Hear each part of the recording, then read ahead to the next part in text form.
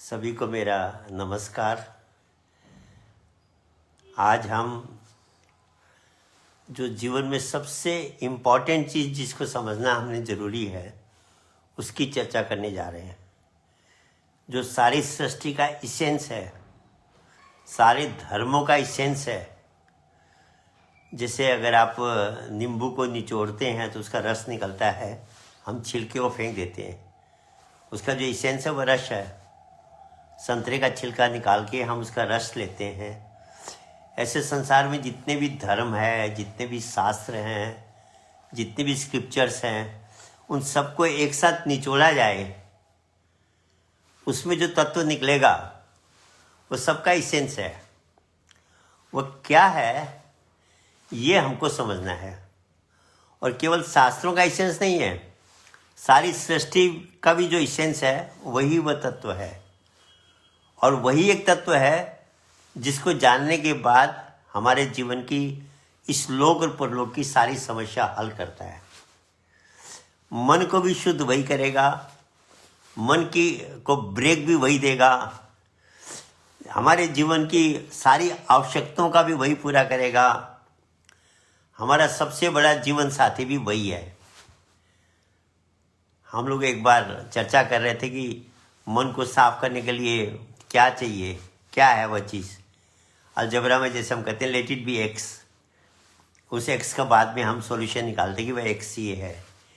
ऐसे सज्जनों, सारी सृष्टि का जो सार है, इसेंस है, सारे धर्मों का जो इसेंस है वह एक्स क्या है। रामायण में एक चौपाई आती है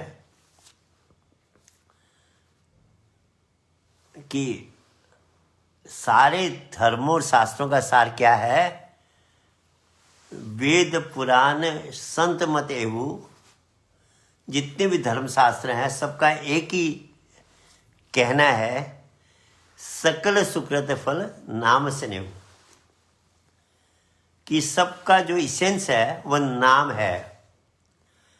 अगर हमने नाम को जान लिया और समझ लिया तो वह नाम हमारी सारी चीज़ों को, सारी कमियों को, सारी समस्याओं को दूर करेगा। आप जितने भी धर्मशास्त्र देख लो, नाम की महिमा भरी पड़ी है।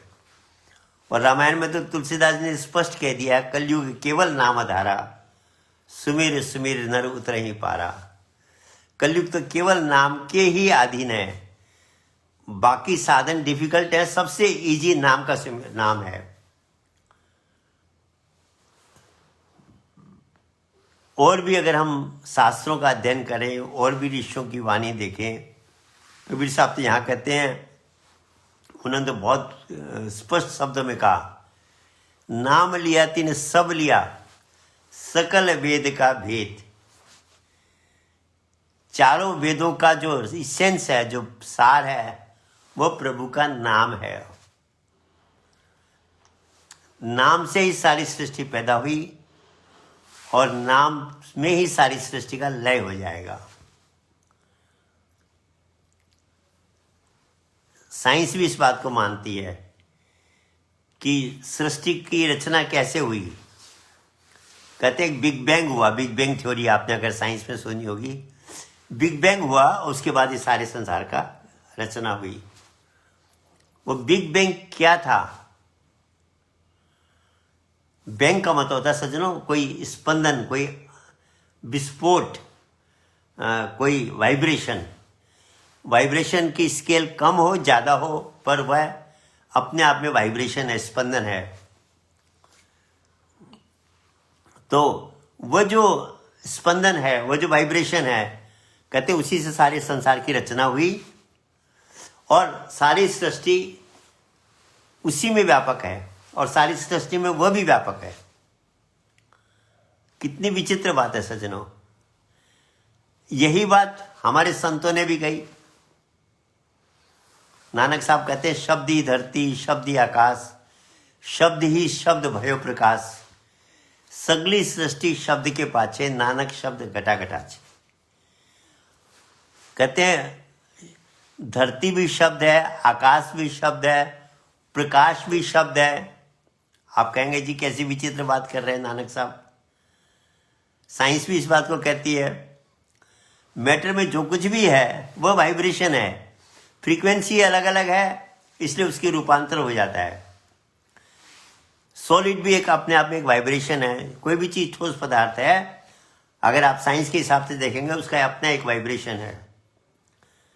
वाइब्रेशन बढ़ा देंगे, जैसे बर्फ का अपना वाइब्रेशन है, आप उसके मॉलिक्यूल्स का वाइब्रेशन बढ़ा दीजिए वो पानी बन जाएगा, और उसका वाइब्रेशन बढ़ा दीजिए वो भाप बन जाएगा, और अगर वाइब्रेशन बढ़ाते हैं तो वो ईथर का रूप ले लेगा। रहेगा वाइब्रेशन ही, उसकी फ्रीक्वेंसी चेंज हो जाएगी। तो कहते हैं धरती भी स्पंदन है। शब्द का मतलब होता है, आप कहेंगे शब्द अलग चीज है, स्पंदन अलग चीज है। नहीं सज्जनों, ये शब्द हम बोल रहे हैं। क्या है ये? वोकल कॉर्ड्स, जो हमारे गले की ग्रंथि है, वो वाइब्रेट हो रही है। वह वाइब्रेशन हवा में आया, हवा के जो कण है जिसका मॉलिक्यूल्स कहते हैं इंग्लिश में, वह स्पंदित हो गए, वाइब्रेट हो गए। वह वाइब्रेशन के हवा के कणों के द्वारा आपके कान तक पहुंचता है। आपके कान की जो झिल्ली है, ईयर ड्रम्स है, वह वाइब्रेट होते हैं, स्पंदित होते हैं, और आप कहते हैं जी मैंने ये शब्द सुना। तो साइंटिफिकली जो भी शब्द हम सुनते हैं, बोलते हैं, वो सारे अपने आप में एक स्पंदन है, वाइब्रेशन है। तो इसलिए उन्होंने शब्द कहा, नानक साहब ने, मतलब स्पंदन कहा। तो कहते धरती भी स्पंदन है, आकाश भी स्पंदन है। आकाश में भी अगर आप देखें तो वहां वाइब्रेशन ही हो रहा है। सूर्य के चारों तरफ ग्रह घूम रहे हैं, वहां भी एक स्पंदन हो रहा है। जो जिनको हम कहते हैं नेबुलाई कहते हैं, जो बड़ी बड़ी आकाश गंगा, वहां भी जो कई तरह के यूनिवर्स है, वो सिकुड़ रहे हैं, बढ़ रहे हैं, सिकुड़ रहे हैं, बढ़ रहे हैं, वहां भी स्पंदन हो रहा है। हमारे फेफड़ों का आप देखिए बढ़ते घटते हैं। ऐसे संसार भी, साइंस अब मान रही है कि यूनिवर्स भी ब्रीदिंग कर रहा है। तो कहते हैं शब्दी धरती, शब्दी आकाश। आकाश में जो ईथर है वहां भी एक फ्रीक्वेंसी, एक स्पंदन है। और कहते हैं शब्दी शब्द भयो प्रकाश। अगर आप लाइट को भी साइंस के हिसाब से सुनेंगे तो कहते हैं light is vibration of photons. Photons vibrate हो रहे हैं तो आपको लाइट दिखाई देती है। तो कहते हैं शब्दी धरती, शब्दी आकाश, शब्दी शब्द भयो प्रकाश, सगली सृष्टि शब्द के पाछे। अब उन्होंने कितना आगे बढ़ा दी बात को कि सारी सृष्टि शब्द का ही खेल है। सज्जनों, ये बात सच है। वह एक कॉस्मिक वाइब्रेशन है जो सारी सृष्टि में समाया हुआ है, कण कण में समाया हुआ है।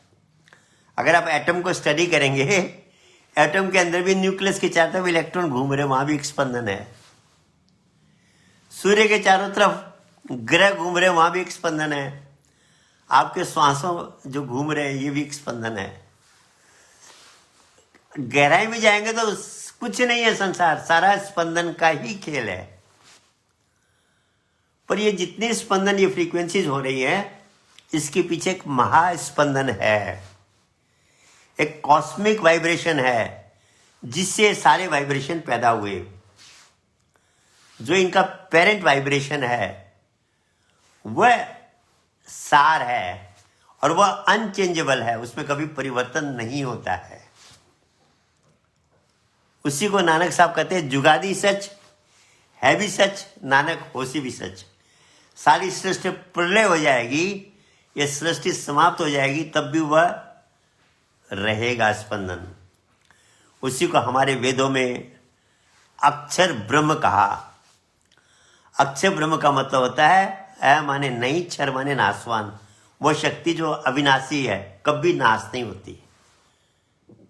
आप कहेंगे जी ऐसा कैसे हो सकता है? सज्जनों, साइंस भी ये बात एक्सेप्ट करती है। साइंस में हम कहते हैं energy can neither be created nor it can be destroyed.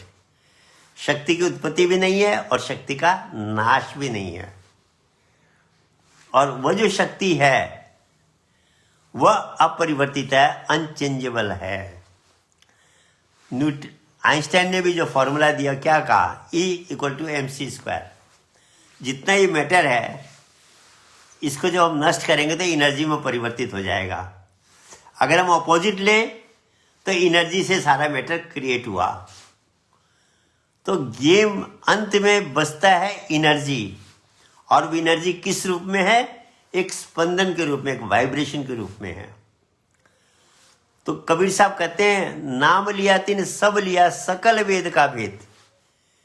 चारों वेदों का इसेंस क्या है? वह प्राइमोडियल वाइब्रेशन है, आदि स्पंदन है। मैं प्राइमोडियल शब्द क्यों यूज कर रहा हूं कि शुरू में जिस स्पंदन ने सृष्टि की रचना की, जिस स्पंदन ने महाविस्फोट किया, उसको हम आदि स्पंदन कहते हैं। साइंस की भाषा में उसको प्राइमोडियल वाइब्रेशन कहते हैं। उसको आप प्राइमोडियल वाइब्रेशन कह सकते हैं, कॉस्मिक वाइब्रेशन कह सकते हैं। वो सारी सृष्टि का इसेंस है। उसको अगर हमने जान लिया, उसके रहस्य को समझ लिया, तो सज्जनों सारे शास्त्र, सारी गीता, रामायण, वेद, उपनिषद, जितने भी शास्त्र है, सबकी रमज हमारी समझ में आ जाएगी। एक को जानने से सब कुछ जान लेंगे, एक को नहीं जानते तो कुछ भी नहीं जानते हम। इसके लिए रामायण में बहुत अच्छी एक चौपाई है। वो कहते हैं, नाम राम को अंक है, नाम राम को अंक है और साधन सब शून्य। अंक लगे 10 गुण्य है, अंक बिना सब शून्य। कितना सरल तरीके समझा दिया। एक आपने लिख दिया, उसके आगे एक जीरो लगा दिया, कितना हो गया? 10। एक जीरो और लगा दीजिए, कितना हो गया? 100। एक जीरो और लगा दीजिए, कितना हो गया? 1000। एक जीरो और लगा दीजिए, कितना हो गया? 10,000। और एक जीरो लगा देते तो 1,00,000 हो गया। अब आप उसमें से 1,00,000 फिगर है, अब एक को हटा दीजिए, कितना बचा? 99,999। आपने एक ही तो हटाया है। आप कहेंगे नहीं, सारा जीरो हो गया। इतना बड़ा वैल्यू एक के हटते जीरो हो गया। तो कहते जो भगवान का नाम है, वो जो आदि स्पंदन है, वो अंक है, और जितनी भी जानकारी, नॉलेज आपके पास है, वो जीरो है। अगर नाम के साथ आपने उसको जोड़ा है तो आपका 10 गुना, 100 गुना, 1000 गुना, लाख गुना हो जाएगा। और अगर आप नाम को नहीं जानते, नाम से कनेक्टेड नहीं है, तो सब कुछ जीरो है। हम अपने को विद्वान मान लेते हैं, मैंने वेद पढ़ लिया, गीता पढ़ ली, रामायण कंठस्थ कर ली, हम बड़े बड़े लेक्चर दे सकते हैं। पर सज्जनों, रियलिटी ये है, अगर हमें नाम को जानते हैं, उससे सारी चीज़ें, ये नॉलेज हमारे पास है, तब तो ये 10 गुना, 100 गुना, 1000 गुना है। पर अगर हम नाम को नहीं जानते तो सारा नॉलेज 0/0 है। ये हमारे अहंकार पैदा करेगा ना, ये हमारे मन को शांत कर सकता, ना हमारे राइट ब्रेन को एक्टिवेट कर सकता, ना ये आत्मा का कल्याण कर सकता। थ्योरी और प्रैक्टिकल में बहुत बड़ा अंतर होता है। सारे शास्त्र थ्योरी है, प्रैक्टिकल वह प्रभु का नाम है। उस नाम के रहस्य को समझना ही जीवन में सबसे बड़ी उपलब्धि है। इतनी महिमा गाई गई नाम में। रामायण में तो यहां तक कहा, चहु युग चहु श्रुति नाम प्रभाऊ, कलि विशेष नहीं अनुपाऊ। ये नहीं कहा केवल कलयुग में, कहा चारों युगों में नाम का प्रभाव है, रहा है। सतयुग में भी रहा, द्वापर में भी रहा, त्रेता में भी रहा, और कलयुग में भी है। और कहे कलयुग में तो सबसे इंपॉर्टेंट, जरूरी है उस नाम को जानना। पर सज्जनों, पहली यहां पर है, बहुत बड़ी पहली है कि वह नाम क्या है। कौन सा वह नाम है जिसके अंदर इतनी क्वालिटी है, जिससे सारी सृष्टि की रचना हुई, जिसमें सारी सृष्टि स्थित है, जिसको जानने के बाद सारे शास्त्रों की रमज समझ में आ जाएगी। वो नाम क्या है? उसी नाम की व्याख्या करते हुए सेंट जॉन बाइबल में कहते हैं, in the beginning was the word. सृष्टि के आदि में एक शब्द था, the word was with God. वो शब्द ईश्वर के साथ था। And the word was God, वही शब्द ईश्वर है। हमारे उपनिषदों में, वेदों में भी यही चर्चा है कि शुरू में अक्षर ब्रह्म प्रकट हुआ। उन्होंने वर्ड कहा, शब्द कहा, उपनिषदों में अक्षर ब्रह्म कहा, और उस अक्षर ब्रह्म से सारी सृष्टि की रचना हुई। सारी सृष्टि में वो समाया हुआ है। यही बात बाइबल में कहते हैं, by the word everything was created, nothing was created without the word. आज सज्जनों, हम कहते हैं क्रिश्चियन धर्म अलग है, हिंदू धर्म अलग है, सिख धर्म अलग है। सज्जनों, वो बाहर से अलग लगते हैं। आप गहराई में जाओगे तो सारे जितने भी संसार के धर्मशास्त्र हैं, उसके इसेंस में जाओगे तो वहाँ एक अक्षर ब्रह्म की चर्चा है, एक नाम की चर्चा है, एक ऐसे वाइब्रेशन की चर्चा है जो सृष्टि के कण कण में व्यापक है। हम कहते हैं भगवान सर्वव्यापक है। किस रूप में सर्वव्यापक सज्जनों? आज तो साइंस का जमाना, विज्ञान के हिसाब से हम देख सकते हैं। साइंस इस बात को स्वीकार करती है और कहती है कि जो कुछ भी संसार में है, रचना हुई है सारे मैटर की, ये एटम से बना है। अनेक परमाणुओं के संयोग से ये सारी सृष्टि, ये सारे पदार्थ बने हैं। इसीलिए शुरू में जब साइंस ज़्यादा डेवलप नहीं हुई थी तो डाल्टन ने क्या कहा? डाल्टन ने जब उसने देखा सबसे छोटा पार्टिकल एटम है, परमाणु है, तो डाल्टन ने थ्योरी दे दी। डाल्टन ने, एटम के neither be created nor it can be destroyed, कि परमाणु की ना रचना होती है ना नष्ट होता है। पर बाद में जब उन्होंने देखा कि परमाणु भी समाप्त हो जाता है, तब साइंस ने उस थ्योरी को चेंज किया और क्या कहा? Energy can neither be created nor it can be destroyed. शक्ति की ना उत्पत्ति है ना नाश है। परमाणु भी शक्ति में परिवर्तित हो जाता है। तो परमाणु के अंदर जो शक्ति बैठी है, जो शक्ति हर एक परमाणु के अंदर इलेक्ट्रॉन्स को घुमा रही है, आज तक उस शक्ति को साइंस नहीं समझ पाई है। ये तो साइंस जानती है कि कुछ है उसके अंदर, पर क्या है जिसकी शक्ति से इलेक्ट्रॉन, देखिए, ऑर्बिट से बाहर भी नहीं आते वह, अपने चक्कर में डिसिप्लिन से घूमते रहते हैं। क्या शक्ति ने उनको बांध रखा है वहां पर, जिससे वो छिटक के नहीं जाते? नहीं तो आदमी घूमते घूमते छिटक के बाहर चला जाएगा। वो उसी सर्कल में घूमते रहते हैं। वो जो शक्ति जिसने उन सबको बांध रखा है, वह उस प्रभु के नाम की शक्ति है, महास्पंदन की शक्ति है, कॉस्मिक वाइब्रेशन की शक्ति है। और उसी को हमने जानना है, एक्सपीरियंस करना है, सुनना नहीं है केवल। पानी को सुनकर आपकी प्यास नहीं मिटेगी, खाने के बारे में सुनकर भूख नहीं मिटेगी, दवाई के बारे में सुनकर के रोग नहीं मिटेंगे। आपको प्रैक्टिकल करना पड़ेगा। ऐसे वो जो स्पंदन है, वो जो नाम है, जो सारी सृष्टि के हर एक एटम के अंदर इलेक्ट्रॉन्स को घुमा रहा है, वो सर्वव्यापक प्रभु का नाम, वो वाइब्रेशन क्या है, उसको हमको एक्सपीरियंस करना पड़ेगा। वह अक्षर ब्रह्म क्या है सज्जनों? ये बहुत बड़ी रमज है। हम वो कहते हैं ना, समुद्र के ऊपर ही ऐसे आदमी हाथ हिला के उसको मोती नहीं मिलेंगे, उसको डुबकी लगानी पड़ेगी। तभी तो कहा, जिन खोजा तिन पाइया गहरे पानी पेट, मैं बावरी डूबन डरी रही किनारे बैठ। जो गोता लगाते हैं उसके मोती मिलता है। ये जो चर्चा हो रही है, इसका उद्देश्य है कि जो वास्तव में जो शक्ति है, जो प्रभु का नाम है, जिसने सारे संसार को धारण कर रखा है, उस नाम को हम पहले थ्योरेटिकली समझें और फिर प्रैक्टिकली एक्सपीरियंस करें। आप कहेंगे जी हम तो भगवान के बहुत से नाम लेते हैं। सज्जनों, ये भौतिक नाम है, फिजिकल नेम्स हैं, पर एक मेटाफिजिकल नेम है, पराभौतिक नाम है। फिजिकल और मेटाफिजिकल में बहुत बड़ा अंतर है। आप देखिए, सत्युग में भगवान विष्णु आए, उस शक्ति ने, उस वाइब्रेशन ने एक शरीर में धारण किया। क्योंकि देखिए एनर्जी के दो प्रकार हैं, साइंस कहती है, किनेटिक एनर्जी और पोटेंशियल एनर्जी।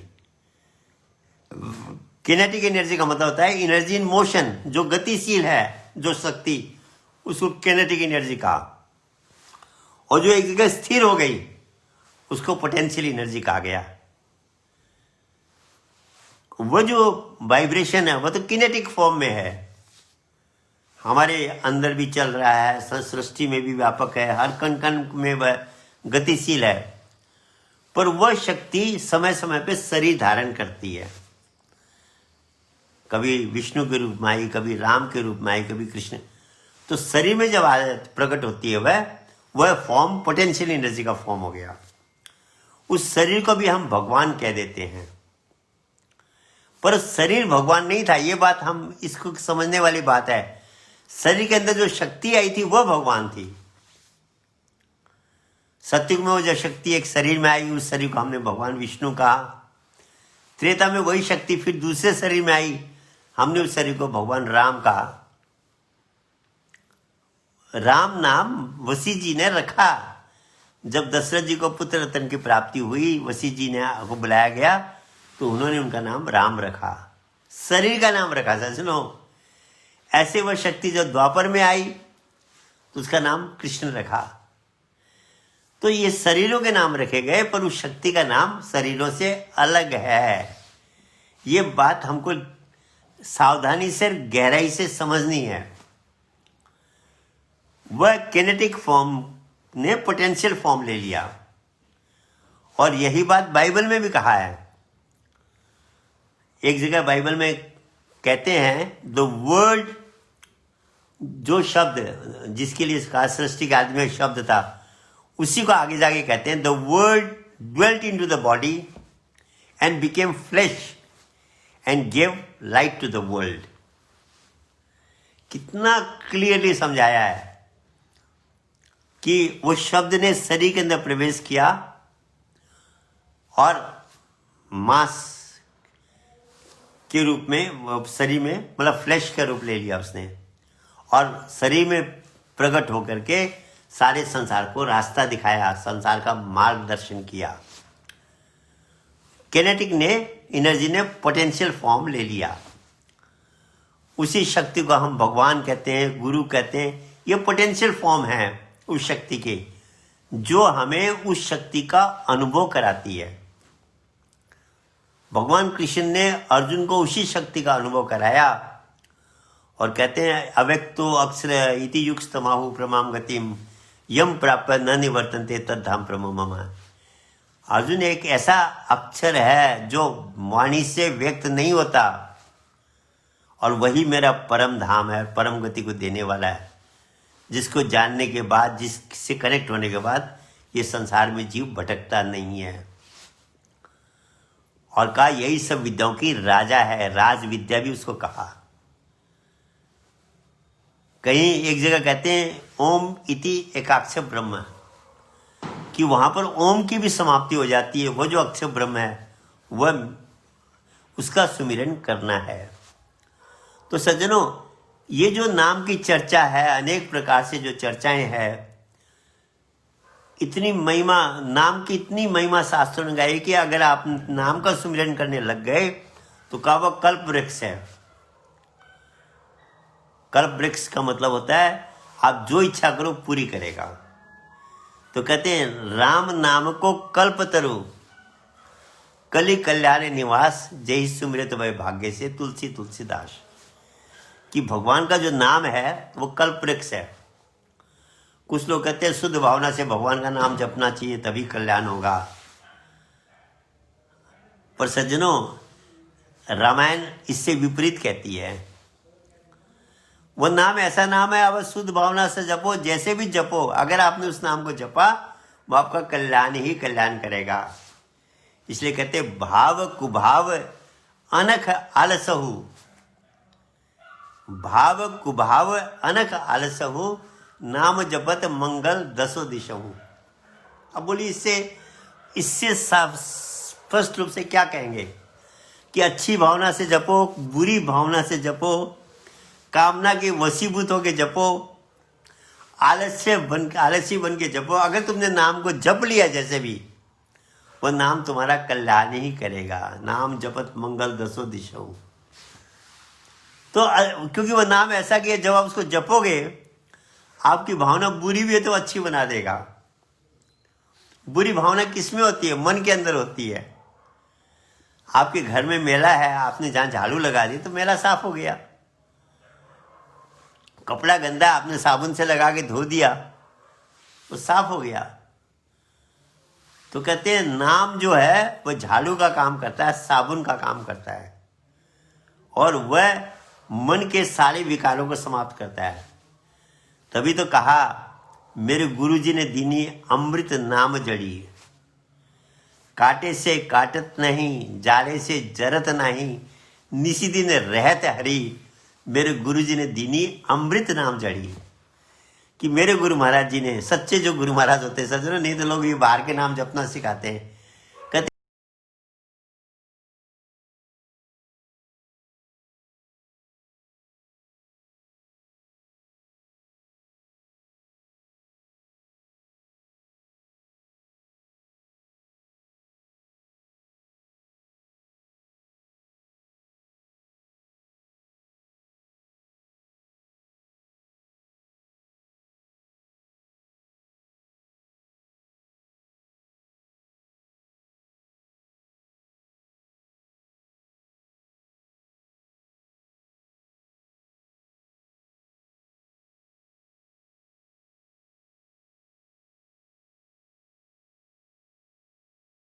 प्रकट हो सकता है, आंख के द्वारा भी, मुंह के द्वारा भी, हाथों के द्वारा भी। तो ये 5 कर्म इंद्रियों से प्रकट होता है एक एक विकार। तो 5 विकार 5 इंद्रियों से प्रकट होते, कितने हो गए? 25 हो गए। तो कहा 5 नाग 25 नागिनी, सुंगत तुरंत मरी, मेरे गुरुजी ने दीनी अमृत नाम जड़ी।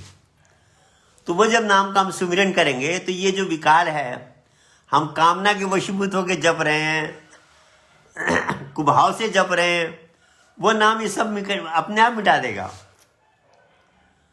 केवल जपना है।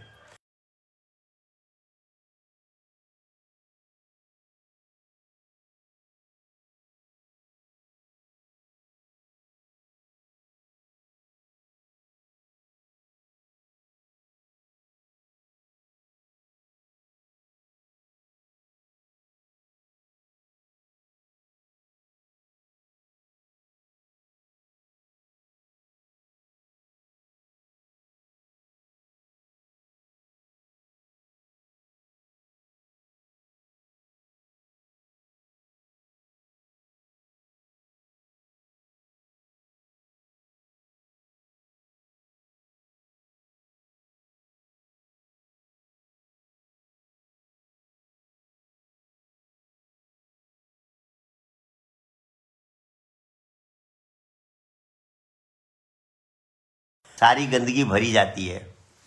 अगर हम इसकी स्पीड घटा दें तो ये साफ होता चला जाएगा। स्पीड कैसे घटाएंगे? आपने, हम लोग फिजिक्स में पढ़ते थे कि एक ट्यूनिंग फोर्क को आप मारो, ट्यूनिंग फोर्क को मार करके अगर आप उसको टेबल पे रखोगे तो टेबल उसी वाइब्रेशन से वाइब्रेट होने लगेगी। ऐसे ही उस टेबल ने उस ट्यूनिंग फोर्क के वाइब्रेशन में वाइब्रेट होने लग गई। ठीक ऐसे ही वो जो हम प्रभु का वो जो स्पंदन है, वो जो आदि स्पंदन है, जो प्राइमोडियल वाइब्रेशन है, उससे अगर हमने अपने मन को कनेक्ट कर दिया, वह स्पंदन की स्पीड डेल्टा है, उसकी ऑलवेज स्पीड डेल्टा है उस प्राइमोडियल वाइब्रेशन की। मन को जब आप उसमें कनेक्ट कर देंगे तो मन धीरे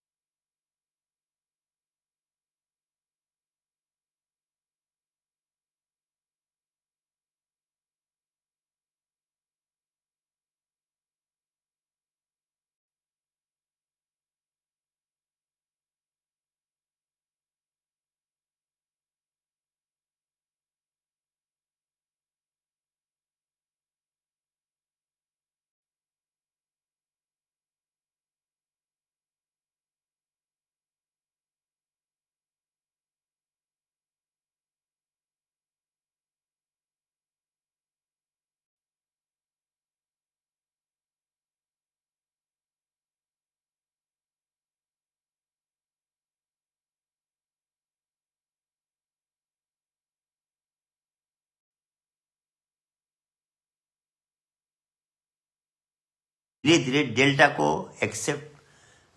अचीव करेगा, डेल्टा स्टेट में जाएगा।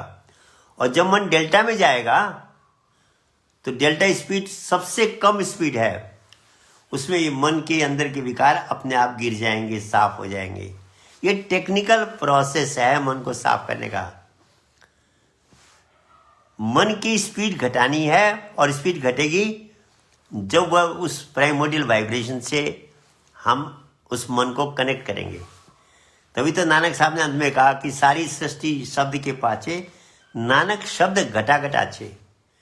वह शब्द जो सारी सृष्टि को संचालित कर रहा है, वह शब्द जिसके कारण एटम के चारों तरफ इलेक्ट्रॉन्स घूम रहे हैं, वह शब्द जिसके कारण सूर्य के चारों तरफ ग्रह घूम रहे हैं, उसी शब्द के कारण आपके श्वासों का आवागमन हो रहा है।